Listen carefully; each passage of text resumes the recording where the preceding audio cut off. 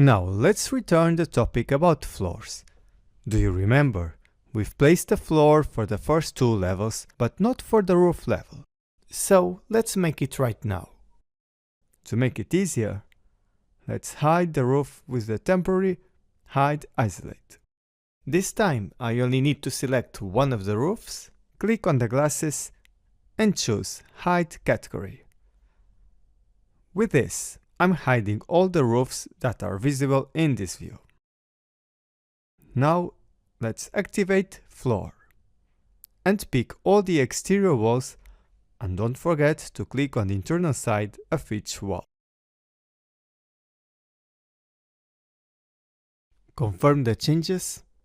Then I'm going to click on Attach here, so the interior walls on this first floor will attach to its bottom.